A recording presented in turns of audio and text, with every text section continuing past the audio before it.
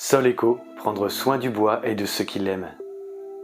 Bonjour à toutes et à tous et bienvenue dans Yakikwa, le premier podcast qui part à la rencontre des acteurs et des passionnés du bois brûlé japonais, le yakisugi. Je suis Guillaume de Soleco et ma vocation est de mettre mon expérience d'ébéniste, d'artiste et d'artisan à votre service pour vous aider à passer des produits chimiques à des solutions naturelles et efficaces pour prendre soin du bois. Retrouvez toutes mes astuces et mes conseils de pro sur sol-eco-huile.fr. Aujourd'hui, pour ce premier épisode, j'ai le plaisir de recevoir Pia Monnier-Wood, consultante design et véritable passionnée de yakisugi.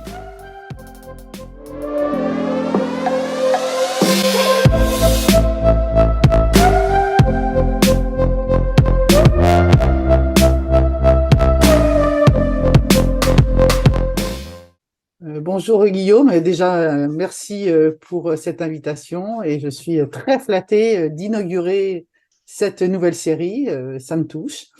Alors, qui je suis? Je suis depuis une dizaine d'années consultante pour la filière bois, consultante design, puisqu'on s'était dit que la forêt, qu'il fallait refaire de cette filière une réelle filière et que nous avons décidé par le design de partir de l'aval pour remonter vers l'amont et redynamiser en fait cette filière.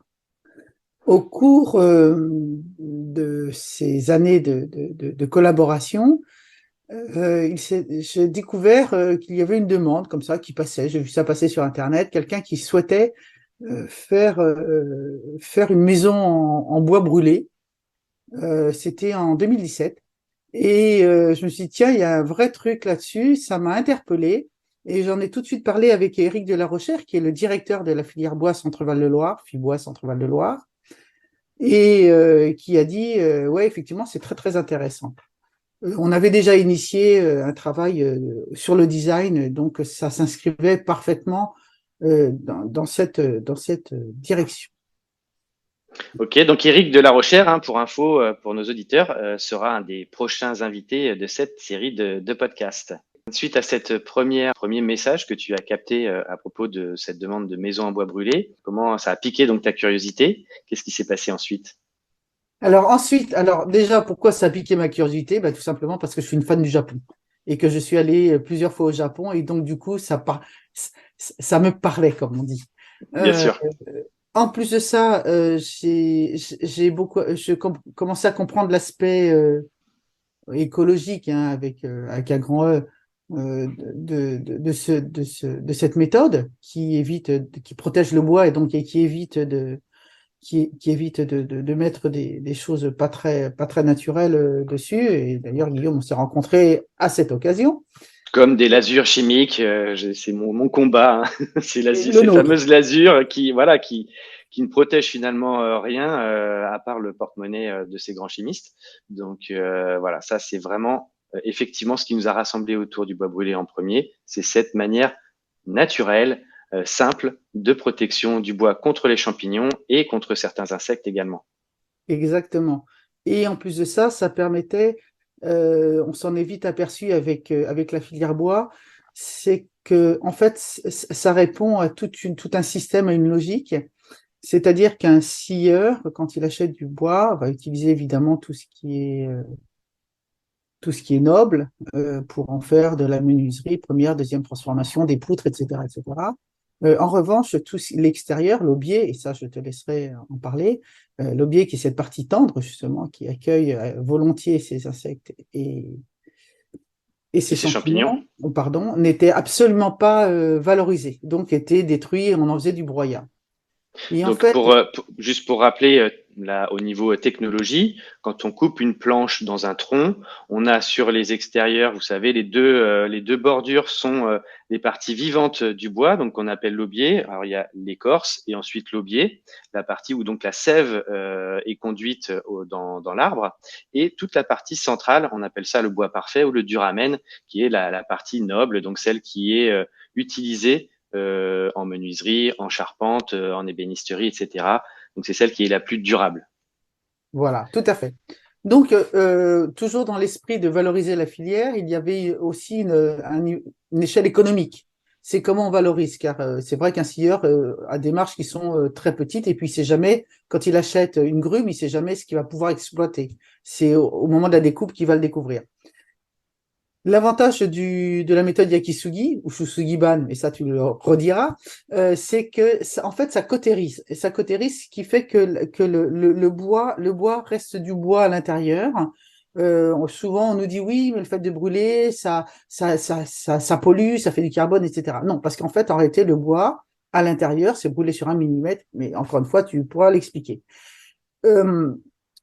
Donc, une fois, je reviens au départ, c'est qu'une fois qu'on a vu qu'il y avait cet intérêt, Éric de la Rochère, moi-même, ainsi que son équipe, on s'est dit, tiens, ce serait intéressant de travailler sur le bois brûlé qui se fait aujourd'hui au gaz, on va dire. Alors, soit individuellement avec un chalumeau, soit, par exemple, des entreprises dont tu parleras, comme Nakamoto Foresti ou d'autres comme Svartaut ou d'autres, ont des rampes pour brûler et ça fonctionne au gaz. Donc Éric de la Rochère, qui est ingénieur, s'est dit bon, on va monter une équipe pour imaginer un nouveau four.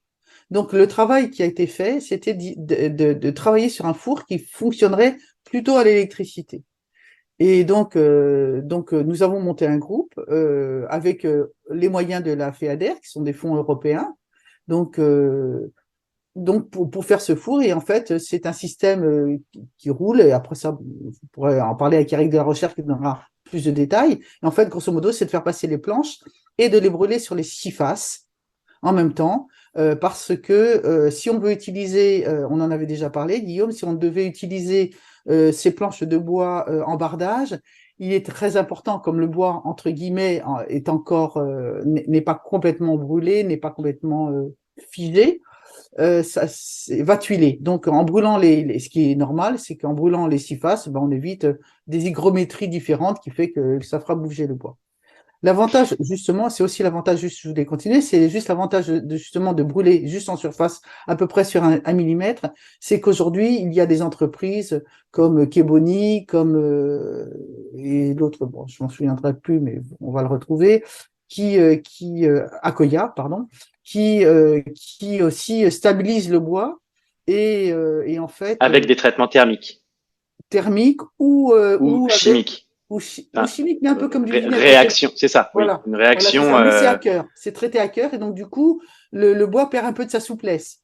Alors c'est vrai que c'est très rigolo parce que du coup, face à cet engouement pour le bois brûlé, des entreprises comme Akoya ont commencé à proposer des bardages traités, euh, brûlés en extérieur, mais ce n'est qu'esthétique.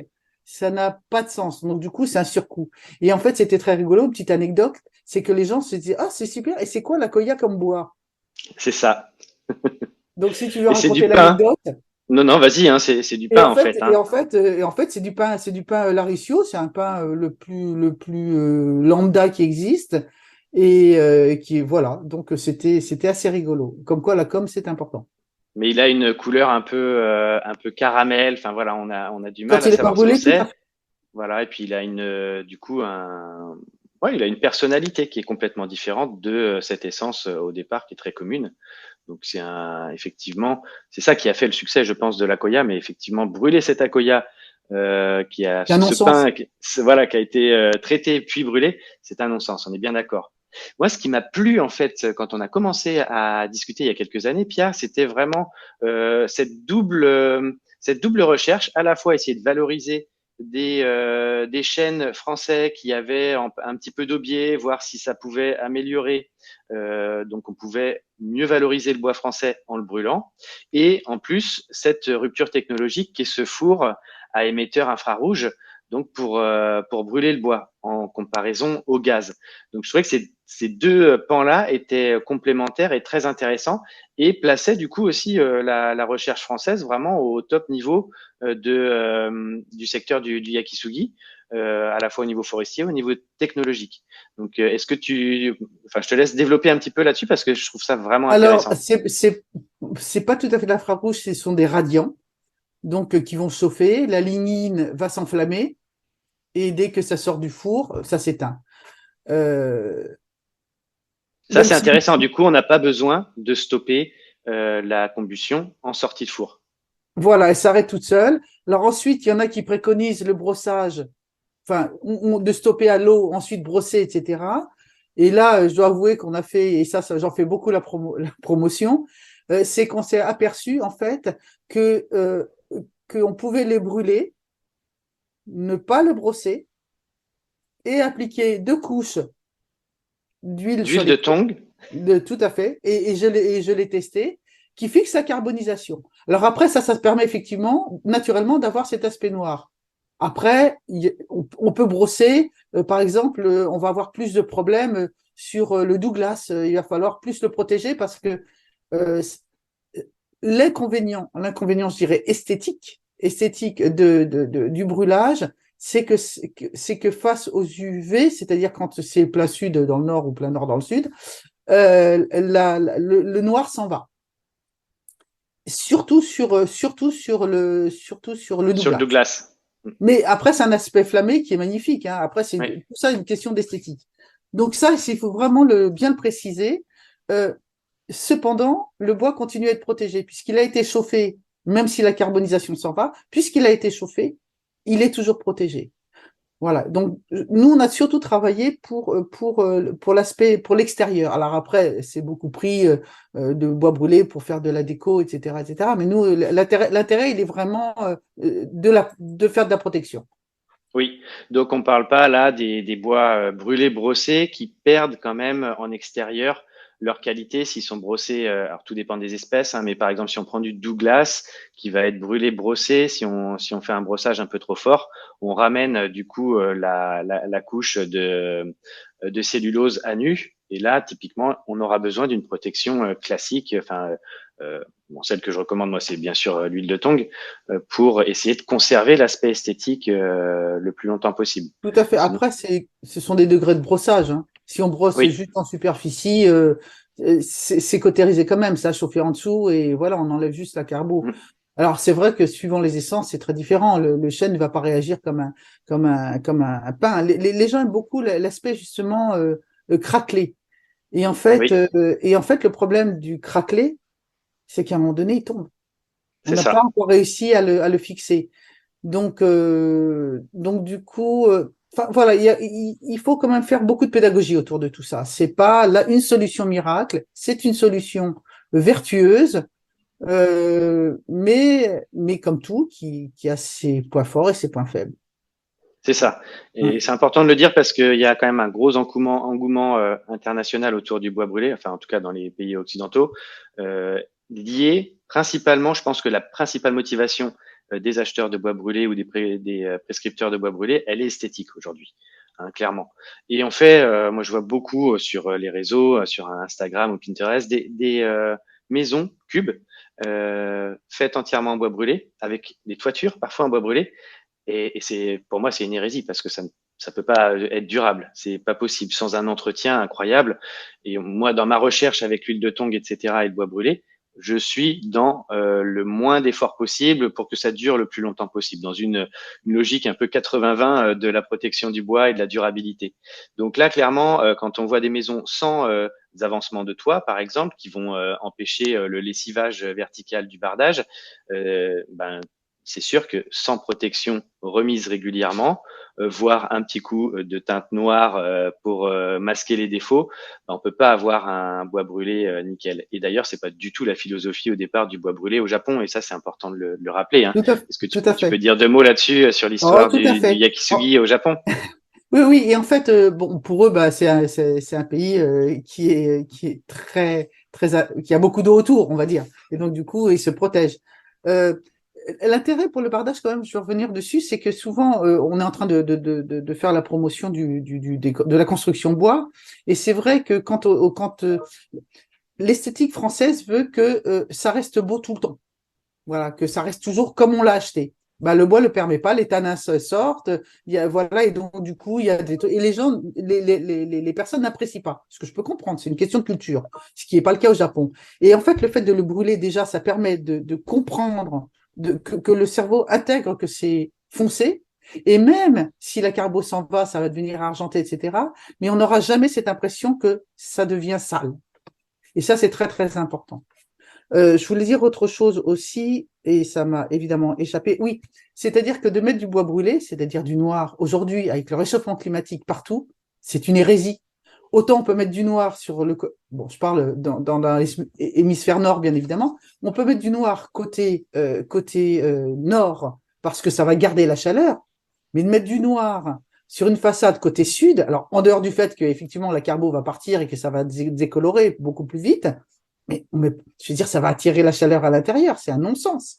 Et ça, je veux dire, encore une fois, c'est complexe, c'est très complexe. Il faut pas, Alors, on fait pas n'importe quoi, n'importe comment.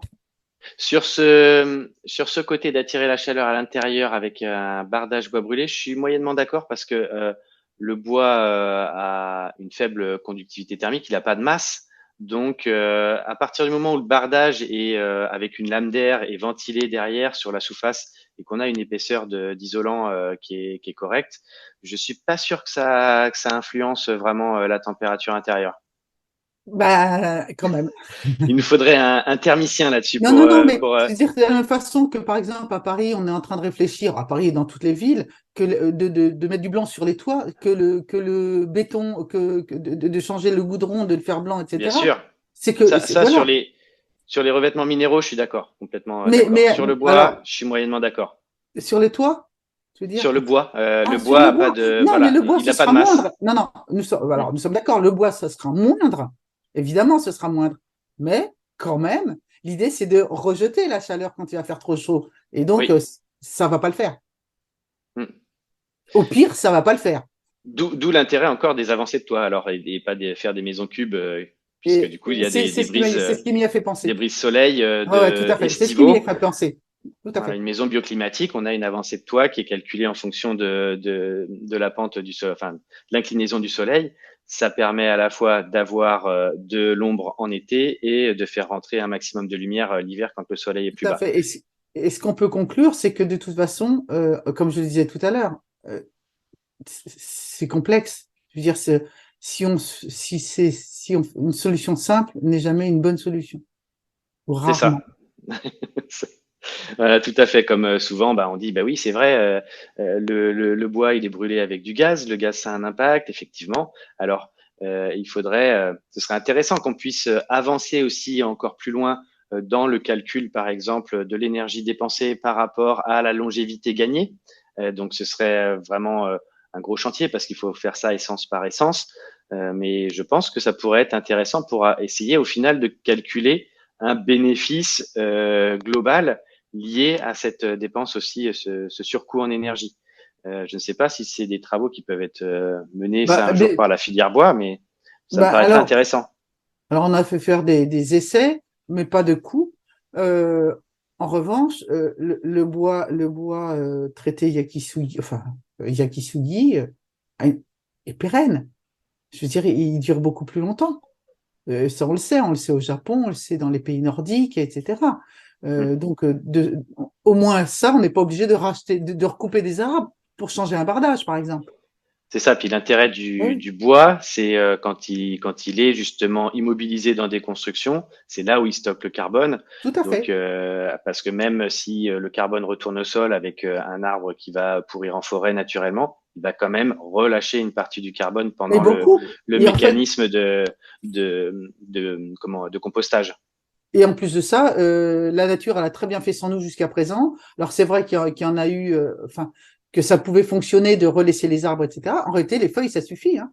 Bon, alors c'est vrai que chez les résineux, c'est moins évident, mais c'est Pour vrai que les... régénérer le sol, Mais tu veux dire là. bien Ouais, sûr, ouais, bien ouais. sûr. Mais Petite oui, branche et bien sûr. matière Ouais, organique tout à légère, fait. quoi. Ouais, Ouais. ouais. C'est ce qui composte le plus vite en plus, hein.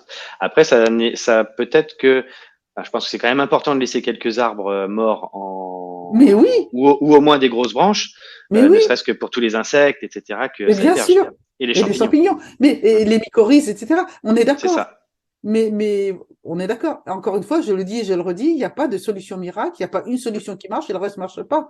Tout est dans la complexité, dans l'équilibre, dans des micro espaces.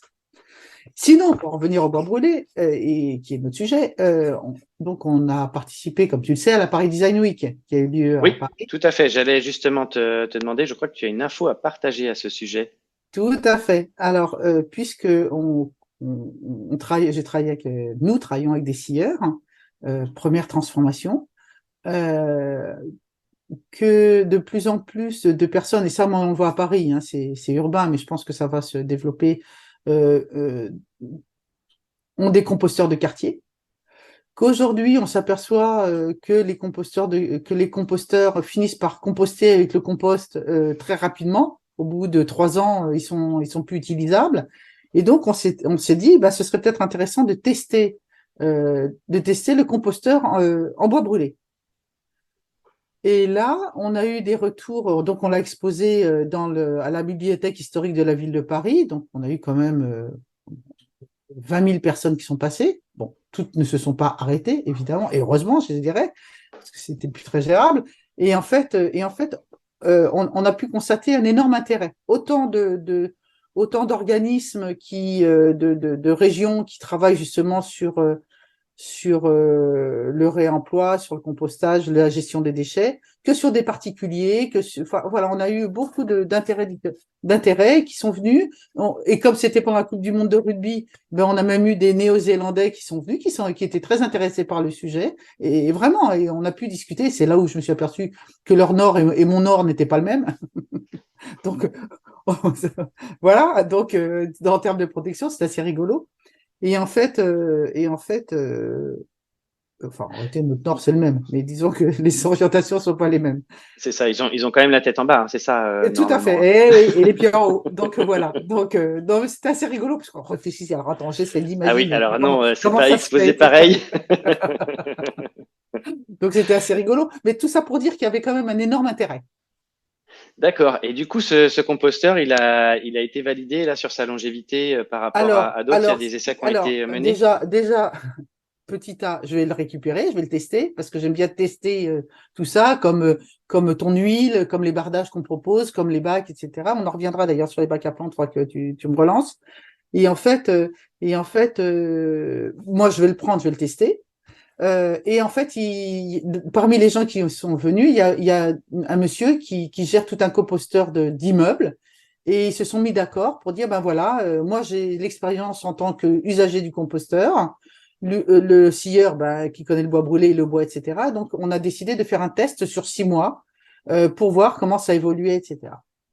Donc c'est très très intéressant et ben, je ne manquerai pas de t'en reparler quant aux Avec résultats. plaisir. C'est vraiment quelque chose qui fera partie de toute façon, qui sera intégré à ce livre, hein, ce premier livre sur le Yakisugi, Volontiers. parce que on va vraiment aborder dans ce livre à la fois les aspects techniques, historiques, et puis tous les usages du bois brûlé. Donc là, typiquement, c'est un usage qui me paraît vraiment intéressant, puisque ça rejoint aussi les préoccupations écologiques à la fois de la durabilité du bois et de l'extraction de tous ces déchets humides organiques des poubelles, qui font qu'une poubelle, ça pue, hein. Normalement, une poubelle, ça ne sent pas mauvais. C'est vraiment à chaque fois qu'on met des déchets humides dedans et qui fermentent. Donc vraiment un bon composteur en plus bien géré, ça ne sent pas mauvais. Ça Tout à fait. crée un super terreau. Donc on a tout à y gagner à installer. Et puis en plus, si ces composteurs durent plus longtemps, bah, c'est tout Et bénef, voilà, hein. et en plus de ça, alors autant pour un particulier, bon, mais pour des organismes de région, d'État, ils peuvent pas se permettre, parce qu'aujourd'hui à Paris, par exemple, ils les offrent, ils peuvent pas se permettre ils n'ont pas les sous, enfin les régions n'ont pas les sous pour enfiler tous les 3 ans, c'est pas possible. C'est Donc il y ça. a un aspect économique derrière. Budgétaire, Tout tout à à fait, fait. tout à Mm. fait. Alors, ce qui était intéressant Tu- aussi, c'est d'expliquer, parce qu'il y a une personne qui était venue et qui a dit, c'est super, moi j'ai un composteur, je vais le brûler. Et je dis, non, surtout pas, surtout pas. Parce que, et ça tu le sais mieux que quiconque, c'est que ça doit être brûlé partout. C'est-à-dire que le moindre impact d'une vis qui n'aurait pas été brûlée, tout va s'introduire là-dedans. Et donc, Oui. donc voilà, ça reste professionnel. Autant on peut faire du bardage pour chez soi, etc., pourquoi pas. Mais là, quand on est dans l'extérieur, dans le commun, etc., ça devient un travail de pro. Sur du bac à plantes dont on va parler dans un instant, ou des composteurs, enfin, Là, on est sur des usages qui sont assez techniques, assez complexes, parce qu'on va être en contact direct avec cette humidité qui est beaucoup plus forte que l'humidité de la terre, hein. Donc, il y a une oxydation qui va se faire. Moi, je recommande de ne pas faire d'assemblage à vis parce que ça conduit toujours l'humidité au cœur du bois, mais Tout à de fait. privilégier les assemblages traditionnels que sont, je sais pas moi, les mi-bois, des queues d'aronde, des enfourchements pour avoir un résultat qui soit top. Et là, on peut tout brûler sans problème. C'est facilement démontable et on conduit pas cette humidité au cœur du bois.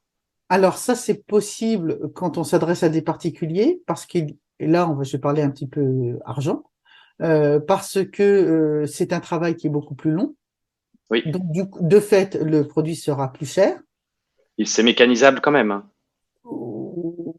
Oui, si la scierie a, a tout ce qu'il faut. Ouais, il faut Donc, une deuxième transformation là-dessus, ça c'est sûr. tout à fait. Et donc, du coup, bah, ça fait un surcoût. Alors, je pense qu'ils vont plus travailler sur des clous et des choses comme ça pour tout ce qui est région. Mm. Voilà. Après, il y a l'aspect économique, mais j'entends tout à fait ce que tu me dis, évidemment, évidemment. Euh, tout ça, c'est ce qu'on va voir. Je veux dire, ça va être aussi bon. Alors, pour revenir sur les bacs, Mais j'ai pareil. Moi, je m'amuse, j'achète. Moi, j'achète les protos et je teste. Et en fait, donc pour les bacs, j'ai acheté un bac. donc des bacs à plantes, hein, pas les bacs de compost là, Non, c'est non, ça? pardon, tout à fait, des bacs à plantes. Et j'ai demandé à la personne de brûler l'intérieur, que ce soit pareil complètement brûlé, donc de ne pas mettre de géotextile et de mettre directement de la terre. Ok. Quelle essence du coup le bac à plantes au départ? Eh ben, je me demande même si c'était pas de la palette recyclée. Ok. Mais D'accord. Donc qui avait eu un traitement. elle l'a fait en Douglas aussi. Je crois que ça s'est fait aussi en Douglas. Là, je sais pas parce que j'ai un coffre aussi pareil qui est en extérieur, mais le coffre c'est différent. Il n'y a pas l'aspect humide. Et en fait, bah, voilà. Comme c'est un truc extérieur, même si ça te file un tout petit peu à ça. C'est ça. Faut aussi accepter. Donc ça c'est l'esprit japonais hein, du Que ça wabi-sabi. Il vive. faut que ça vive. Ouais. Parce que nous-mêmes, hein, on n'est pas pareil qu'au premier jour. Hein, T'as remarqué? Ben oui, j'ai remarqué. Je me suis regardé ce matin dans la glace. Je me suis dit, ouh là, mon gars, t'as encore perdu Ah si, quand t'es né, t'avais un peut-être. cheveu là sur le dessus du front. Eh ouais. Et Donc du donc, coup, non, non, mais bien c'est une sûr. acceptation. Je trouve ça intéressant, moi, vraiment, et j'ai creusé cette compréhension de la différence culturelle entre le Japon et l'Occident, avec notamment cette idée du wabi-sabi, où on va d'un côté accepter et trouver que justement cette patine du temps, elle est noble, elle est intéressante, elle est normale et ça ne sert strictement à rien de lutter contre, puisque de toute façon, elle aura le dernier mot. Donc autant l'accepter et la trouver belle, plutôt que dans l'esprit occidental où on va devoir, et justement ça c'est tout le problème de la chimie, de la protection du bois, reponcer, revenir à zéro, refaire des couches, et ensuite il faut recommencer 2 ans après. Et pour moi c'est un peu le mythe de Sisyphe, c'est cette Tout à fait, c'est pas un peu, ça l'est complètement. voilà, et c'est vraiment petit à petit que j'ai compris ça. Et aujourd'hui, pour moi, c'est tellement évident de travailler avec des huiles végétales plutôt qu'avec des produits catalysés qui forment des pots sur le bois. Donc là, je suis bah, en fait complètement d'accord avec cette compréhension japonaise de la vie et de l'acceptation du temps qui passe. Et j'aurais jamais imaginé ça au début, au contact avec le bois brûlé, que ça puisse me conduire à une telle réflexion et un tel changement intérieur. Mais enfin, je te comprends à 100%, bien évidemment. Et c'était très intéressant, ça me fait penser à une autre chose qui s'est passée pendant cette exposition, justement, de la Paris Design Week, c'était Fibois qui exposait. Et en fait, le thème, c'était mobilier extérieur. Mobilier d'extérieur qui doit inviter à la convivialité. Et en fait, on a présenté que des choses qui invitaient les gens à se retrouver en bas d'immeubles. Enfin bon, après, voilà, je passe le truc. Euh, et en fait, il y avait eu un concours initié par le CAUE du 77 pour valoriser des branches de 30 maximum, des petites grumes. Et en fait, il y avait eu un mobilier qui avait été fait, qui a été présenté, et c'était donc en feuillu, et en chêne, là, et qui était présenté dans la forêt de Fontainebleau pendant plusieurs mois. Et en fait, c'est intéressant. Donc, il était revenu pour l'expo. Et en fait, il avait été protégé par un vernis. Donc, quand nous l'avons accueilli à l'expo, d'avoir été tout en dehors, le vernis s'écaillait, etc. Et en fait, ça a généré du rejet chez les gens qui étaient là. Ils ont dit, oui, mais ça fait sale, regarde le vernis, il s'en va, c'est moche, c'est pas fini, etc. Bon, en plus, ça, c'est une expo, donc les gens imaginent avoir du tout neuf. Oui, tout à fait. Et en fait, le problème, c'est que, ben voilà, on va dans le même sens. Ça vieillit mal. Ça vieillit très mal. Ben ouais. Et ça fait vite sale. Donc, du coup, un mobilier extérieur qui vieillit mal va générer du rejet. Du rejet, mais pas que du rejet. C'est-à-dire qu'on va se retrouver avec des graphes, avec des choses taillées. Un manque de respect. Exactement. Ça va générer des dégradations. Alors que pourtant, j'avais lu une étude sur la présence du bois en milieu urbain, notamment les bardages, etc. Et c'est des surfaces qui ont beaucoup moins tendance à être taguées que Tout à fait. alors que pourtant certaines surfaces bois peuvent être facilement imprégnées par les Posca, etc. Mais elles sont beaucoup plus respectées. C'est assez étonnant. Alors je ne sais pas si c'est quelque chose de conscient ou inconscient, hein, certainement plus de l'inconscient. Mais du coup, bah voilà, c'est peut-être aussi une manière d'avoir une cité un peu plus clean entre guillemets. Il y a certainement ce rejet du béton qui vieillit mal aussi, qui se salit fortement, qui est compliqué aussi à entretenir et qui, s'il n'est pas entretenu, s'abîme et s'altère définitivement. Donc c'est beaucoup plus facile de restaurer un habitat en bois que de restaurer un habitat en béton dont la structure est abîmée. Tout à fait. Et là, en fait, on se retrouve à parler de la filière bois plutôt que du yakisugi, du coup. Mais on peut pas s'empêcher d'être passionné. C'est ça. Mais la filière bois a des enjeux, en plus des challenges en ce moment vraiment importants en France. Avec, moi, je suis confronté tout le temps à des clients qui m'appellent, qui me disent oui, mais Guillaume, où est-ce qu'on peut trouver telle essence de bois? J'habite dans telle région. Je dis bah, essayez de trouver une scierie à côté de chez vous. Ah bah oui, mais il y en avait une, mais elle a fermé. Voilà. Et donc on se retrouve aujourd'hui. Je l'ai écrit d'ailleurs dans une fiche essence que je viens de faire sur le site. On se retrouve dans la situation pour moi à la belle époque de la France-Afrique, où on achetait du bois, des grumes complètes dans les forêts, on remplissait des conteneurs, le bois arrivait à Rochefort ou à Nantes et était transformé. On faisait des fenêtres, les menuiseries, on avait une industrie de deuxième transformation et de première transformation qui était florissante. Et il n'y avait aucune plus-value, aucune valeur qui était créée réellement dans les pays africains. Alors après, il y a eu l'avivée, il fallait couper au moins le bois sur 4 faces avant de l'exporter.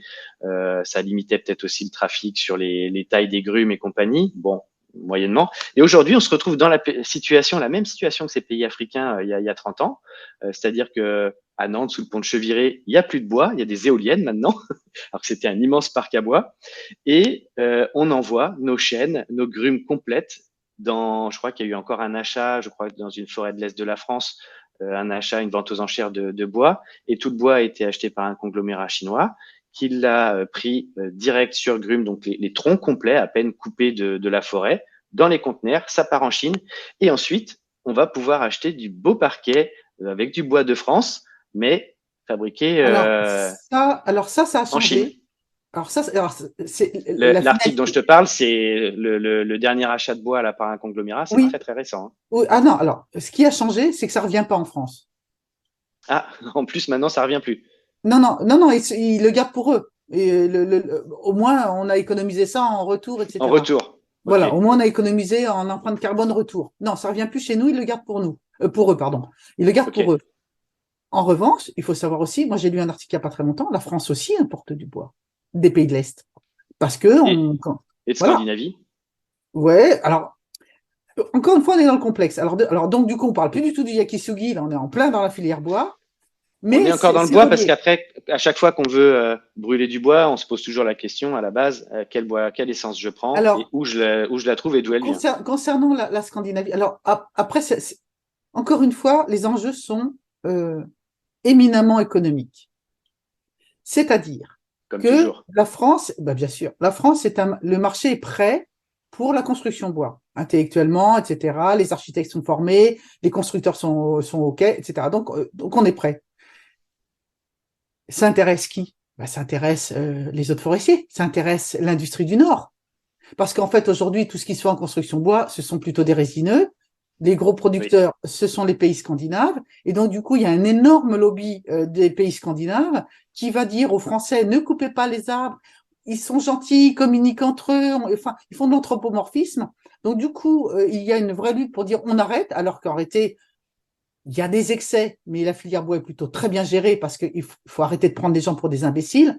Les forestiers, ils aiment leur forêt. Enfin, je veux dire, voilà, faut arrêter de dire que ce sont des gens absolument avides, horribles, etc. Alors, bien sûr qu'il peut y avoir des erreurs, comme partout, mais c'est pas du tout l'essentiel. Donc, mais ces lobbies vont faire focus là-dessus. D'ailleurs, un petit rappel, nos forêts ont énormément augmenté. Je parlais du chêne là dans une fiche essence du site, et clairement, je crois que la pire période pour les forêts françaises, c'était le XVIIIe siècle, avec ces bateaux dont il fallait parfois couper pour un bateau plus de 2000 chênes pour faire la charpente et la mâture. Et aujourd'hui, les forêts ont repris leur espace, qui n'était plus. Alors, c'est pas les mêmes forêts, hein. Non, non. Alors, il faut savoir que c'est Colbert qui a introduit les forêts en France. Parce qu'en fait, la France n'était pas si boisée. Et justement, dans un esprit de faire la guerre et de faire des bateaux. Des bateaux donc, de guerre. Du coup, c'est reboisement. Alors, c'est vrai. Cependant, il faut faire attention parce que, mais ça, il faudra sous contrôle. Hein. C'est qu'effectivement, la forêt augmente, qu'on utilise plutôt la partie qui est en augmentation, donc on touche un peu moins à la ressource de départ. En revanche, les forêts sont malades aujourd'hui. Et donc, même si la forêt augmente, elle dépérit pour le climat, avec toutes les baissières, etc. Les scolytes dans l'Est, exactement. les maladies. Donc, je pense qu'il faut mettre les deux en parallèle. Et donc, parce qu'elle est attaquée par les scolytes, il va falloir faire des coupes pour protéger. Énorme. C'est couper les arbres malades. Des massifs complets. Ouais. Exactement, pour éviter que ça se propage. Ce qui m'intéresse aussi de comprendre, c'est l'évolution ou pas d'une normalisation pour le yakisugi, pour les prescriptions, par exemple, dans les bâtiments publics, dans l'architecture. Comment valoriser et surtout créer une filière qui soit structurée et qui soit professionnalisée pour garantir la qualité du brûlage, la qualité des essences de bois qui ont été brûlées, le fait que il y ait pas d'aubier par exemple non durable, parce que même brûlé, hein, je crois, Pia, vous aviez fait des tests avec ça. L'aubier brûlé ne résiste pas beaucoup mieux que quand il n'est pas brûlé. En tout cas, ça améliore pas. Alors, l'aubier fraîchement coupé, c'est-à-dire très humide, brûlé, non, effectivement. En revanche, si on le sèche, si on le passe à un taux d'humidité inférieur, et tout ça, ça va être des essais. Et effectivement, fraîchement, non, l'aubier très humide, non. Franchement, les champignons. Ça dit, moi, j'ai fait encore des tests. Et effectivement, on va avoir des petits champignons qui vont apparaître, mais ça endommage pas le bois. Ça le bouffe pas. De toute façon, il y a que l'aubier qui est attaqué. C'est pas des champignons qui vont attaquer après le bois de cœur. Non, voilà, oui, puis voilà, de toute façon, ça protège, Mais il faut pas se leurrer, quelque chose de très mouillé, très humide, c'est plus long à brûler, forcément. Donc ça n'a pas d'intérêt économique non plus, tu vois. Donc voilà. je pense qu'il faut le sécher quand même un peu. Ça crée plus de collapse, de stress dans la structure du bois. Bon, le temps de essaye de faire brûler une nappe d'eau, toi. Voilà. C'est ça. Ça pose problème. Donc il y a une certaine logique, hein, déjà. Voilà. Ça, c'est une question qui arrive souvent. Ah oui, mais mon bois, il est très humide. Est-ce que je peux le brûler? Attends un peu. C'est ça. Attends voilà. un peu. Patience. Voilà. Et ça aussi, cela dit, ça joue la notion de patience. Juste pour répondre, il y a un moratoire qui vient de sortir, je te l'enverrai. Justement à propos de ça, c'est Ingénierie Bois Construction qui l'a sorti le 26 septembre 2023. Je suis en train de le lire. Sur le projet de révision de l'arrêté du 25 juin 80 concernant la sécurité incendie des ERP. Ça, c'est le bois en général. Alors, il faut savoir que de toute façon, le bois en général, il y a les lobbies derrière du béton qui vont dire le bois, ça brûle. Oui. Mais l'acier, ça fond. C'est ça. Et ça fond plus vite qu'une charpente en chêne centenaire. Et puis, le bois, quand il brûle, on sait quand il va nous tomber sur la tronche. Voilà. Que l'acier, les Twin Towers, on ne sait pas quand ça va nous tomber dessus. Et typiquement, hein, les pompiers, je crois qu'ils ont un quart d'heure d'intervention possible dans un bâtiment Tout industriel à fait. en Ouais. feu, alors que dans un bâtiment traditionnel, je crois que c'est plus d'1 heure. Hein. Donc, ils peuvent Mm. rentrer dans le bâtiment qui a une charpente traditionnelle. On parle pas là des charpentes modernes Oui, oui, toutes oui, on est fines, d'accord. mais voilà, Alors, techniquement, ça donc brûle. il y a ça, et puis effectivement, le yakisugi, puisqu'on va y revenir, est un retardateur de feu. Oui, Je veux dire, prendre une branche dans un barbecue en bois sec dans la forêt et de prendre un truc du charbon de bois, bah, on sait qu'elle prend feu plus vite. Le mm, charbon de bois, il met du temps. Donc du coup, c'est aussi une protection, c'est un retardateur de feu. tout à Voilà. fait. Ouais, c'est un des Et ça, il faut le avantages dire aussi. Mm. du yakisugi, Mm. effectivement. Donc, cette normalisation dans le bâtiment, est-ce qu'elle avance? Est-ce que tu as des infos C'est la guerre à des partager lobbies. là-dessus? C'est la guerre des C'est la lobbies. guerre. Et puis en plus de ça, le problème, c'est que déposer un ATEX pour la normalisation, etc., ça coûte extrêmement cher. C'est Donc du ça. coup, ce sont que les grosses entreprises qui vont pouvoir le faire, des gros promoteurs immobiliers, etc., ou des gens comme ça qui vont pouvoir le faire, s'ils ont un intérêt Des économique à groupes rentrer. d'intérêt. Oui, c'est Bien ça. sûr, Ouais. bien sûr. Ça, c'est Donc, pour aussi. l'instant, il n'y a pas de groupe d'intérêt économique du bois brûlé en France qui Alors, pourrait si, mais faire avancer. on a fait faire des essais, etc.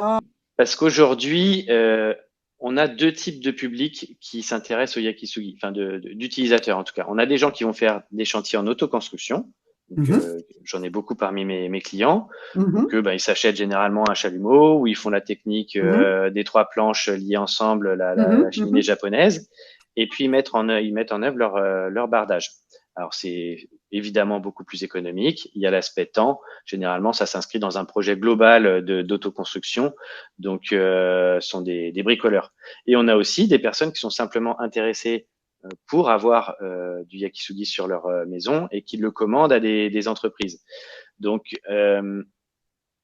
il faut quand même qu'on ait un réseau à la fois de brûleurs, mais aussi de poseurs qui soit cohérent en France pour répondre à cette demande.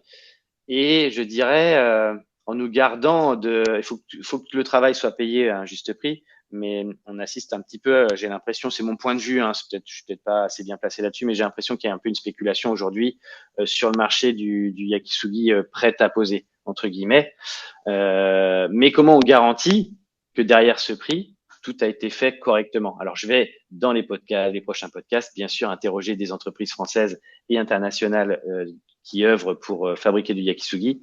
Peut-être qu'elles nous partageront au moins leur système de vérification sans rentrer dans les secrets industriels. Hein. Mais ça me paraît important, quoi, parce que tout le monde peut brûler du bois, mais brûler du bois correctement, comme on disait tout à l'heure, il y a le problème du taux d'humidité au départ du bois, le soin qu'on prend au brûlage, la température, le type de gaz, etc. Parce que si on prend du butane, ça brûle pas pareil que du propane, par exemple. Est-ce qu'on pourrait imaginer de brûler avec du méthane issu de méthanisation agricole? Voilà, est-ce qu'il y a trop d'eau dans ce méthane? Est-ce qu'il faudrait le traiter? Il y a des questions comme ça qui m'intéressent, que j'aimerais bien creuser. Est-ce Bah, que moi, le tu as méthane, des il me choses pose à d'autres partager? problèmes. Il me pose d'autres problèmes, le métal agricole. Parce qu'aujourd'hui, Bah, on crée des fermes pour faire du méthane, c'est ça que tu veux dire? c'est-à-dire que ça nourrit plus, l'agriculteur préfère vendre parce que ça se vend plus cher, et qu'en plus de ça, il est responsable de son méthanisateur, et que méthaniseur, Méthaniseur.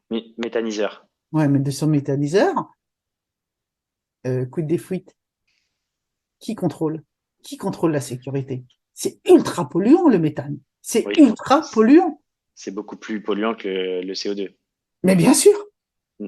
quid? Je veux dire, autant on le lancerait dans l'industrialisation, un peu comme dans le nucléaire, où en principe il y aurait des garde-fous et des choses comme ça. Moi, j'avais interrogé quelqu'un de NG, je n'ai pas du tout été rassuré par sa réponse. Moi, je ne fais pas confiance. À propos de la méthanisation. Tout à fait. Qu'est-ce qu'on fait des boues qui restent après? Nettoyer les boues, c'est beaucoup d'eau. Quand on voit le problème des trucs phréatiques, il faut tout prendre dans son ensemble. Et Ouais. par exemple, la ville de Paris lance des récupérations des bacs pour les déchets organiques pour méthaniser. Au début, j'ai dit, c'est chouette, c'est génial. Puis je dis, mais attends, j'arrête. J'arrête parce que moi, je me débarrasse de ma viande, de mes trucs, de mes déchets, etc. En disant, chouette, ça va être réutilisé. Mais non, moi, j'ai pas confiance après. Du coup, l'individu se débarrasse. C'est un peu comme les trucs pour récupérer les vêtements. qui finissent en Afrique. Soit c'est vendu, soit ça finit dans des dépôts. Donc nous, on a bonne conscience, on se débarrasse. Quid de derrière?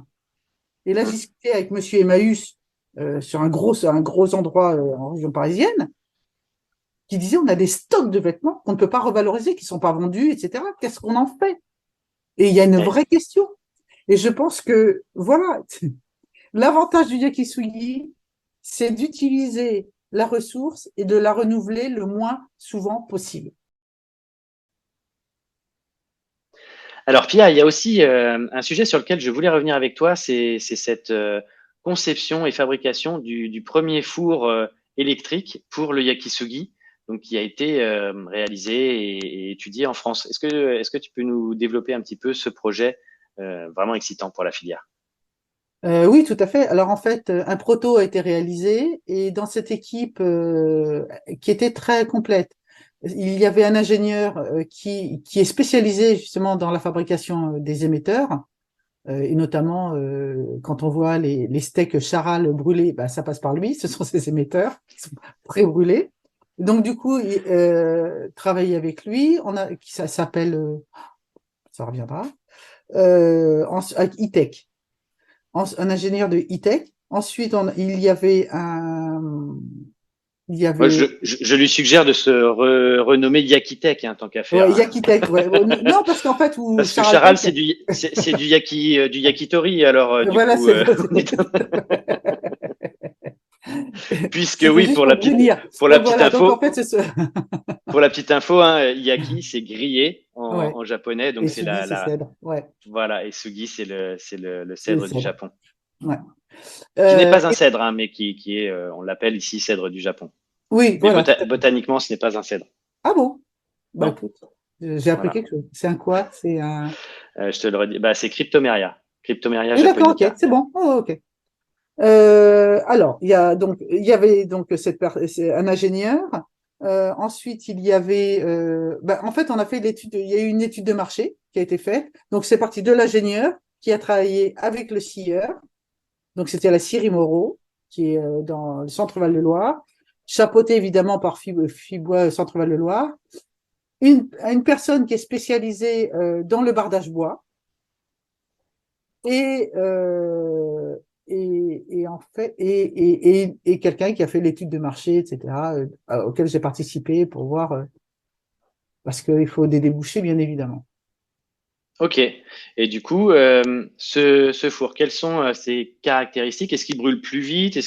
On a dit tout à l'heure en début de podcast que quand la lame de bois sortait, la température redescendait tout de suite et que la carbonisation s'arrêtait immédiatement. Ça, c'est quelque chose d'intéressant.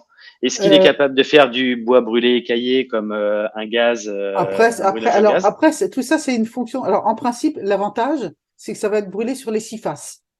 Parce qu'aujourd'hui, quand on passe au gaz, on s'est brûlé que du côté. Donc là, on a un brûleur au-dessus de la lame.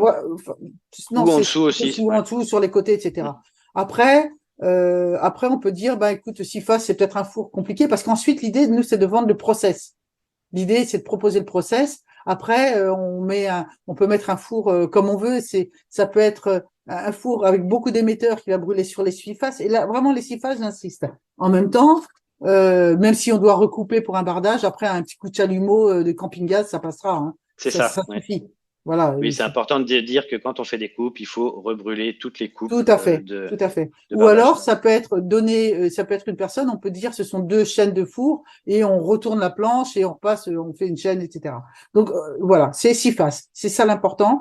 Que la carbonisation est contrôlée, c'est-à-dire que le temps de passage, etc. Donc, je pense que après, c'est au sachant en fonction du degré d'humidité. Donc là, on a travaillé avec des bois, on a travaillé avec plusieurs, des résineux et des feuillus, qui étaient tous entre 12-15% d'humidité. Ok. Donc voilà, et en fait, on l'a testé. Au début, avec de l'eau brossée, en fait, on a fait plusieurs passages, et en fait, on s'est aperçu qu'en fait, on n'était pas du tout obligé d'éteindre, que ça s'éteignait tout seul, parce que la lignine, une fois qu'elle s'est enflammée, voilà, ça s'arrête, et en fait, et ensuite, on décide de brosser ou pas brosser, et voilà. Ok, moi, je super. préconise le non-brossage, parce que justement, L'huile de tung permet de garder ça. De fixer, ouais. Oui, tout à fait. Est-ce qu'il y a un dégagement de fumée plus ou moins ou pareil? Alors, nous, on a fait les essais en intérieur. Ben, je n'ai pas souvenir qu'il y a eu beaucoup de fumée. Voilà. Ok, il y avait peut-être une hotte d'extraction, Non, quelque pas chose du comme tout. ça? Même Non, pas? pas du tout. C'était vraiment les émetteurs sur un rail basique, D'accord. puisque c'était que les émetteurs qu'on testait. J'ai pas souvenir d'avoir été en fumée. Ok, c'est Il faudrait que je intéressant. regarde les vidéos, mais non. Non, pas plus que ça. Parce que c'est souvent une des critiques qui est faite au bois brûlé, c'est que quand on brûle, ça fait un dégagement de fumée. De toute Si on peut façon, quand on réduire fabrique. aussi ces fumées, Voilà. ça peut être Alors, il faut intéressant aussi. savoir quand même que si on le fait industriellement, etc., il faut quand même faire une extraction de fumée. Voilà. Bien sûr. Parce que déjà, là, on l'avait mis, il n'y avait pas de coffre autour. D'accord. Oui, il n'y avait pas Du la coup, carcasse encore voilà, donc c'était diffus. Mais c'est sûr que si on met un coffre, ben les fumées vont être piégées. concentrée, facile à extraire, bien sûr. Voilà, Ouais. ouais, c'est tout. Ouais. Rien Ok, de super. exceptionnel. Bon, Et je alors Pia, pense que le cœur, c'est un four en plus, ça, il faut le dire, c'est un four qui est pas cher du tout. C'est pas cher ça du c'est tout. important aussi pour ceux Ouais, qui veulent se lancer dans le bois voilà, brûlé en voilà, on industriel. l'achète pas pour soi tout seul. Mais c'est Hmm. vrai une petite entreprise peut tout à fait l'acquérir sans que ça grève son budget. D'accord, parce que ça c'est une question qu'on me pose souvent aussi. Où est-ce Oui, qu'on non, non, non, peut non, c'est trouver pas, non, non, c'est tout à fait abordable. D'accord. Alors après, moi, Alors, c'est pas les coûts de la fabrique du four autour. Après, ça dépend du nombre d'émetteurs, ça dépend des choses comme ça. Mais c'est pas comme les grosses machines qu'on pourrait avoir dans une menuiserie. On n'est pas tant dans cet ordre-là du tout. d'accord. Ok. Donc tu nous tiens au courant de l'évolution de ce projet industriel, hein. Ouais, Puisque je crois qu'il n'est pas encore passé en phase de production. Ce sera des fours à la demande, hein, c'est ça?